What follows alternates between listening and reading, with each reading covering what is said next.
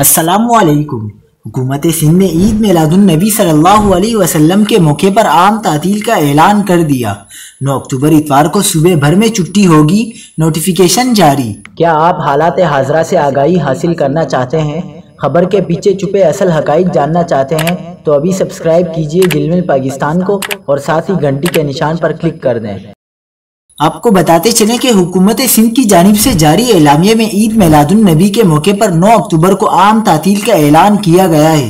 عید میلاد النبی کی مناسبت سے ملک بھر میں چراغاں کیا جا رہا ہے اور مساجد میں پروگرامات کا انعقاد کیا جا رہا ہے، جس میں نبی آخر الزماں کی زندگی کی مناسبت سے خطابات کا سلسلہ جاری ہے۔ اس موقع پر 12 ربیع الاول بمطابق 9 اکتوبر کو ملک بھر میں بھی عام تعطیل ہوگی۔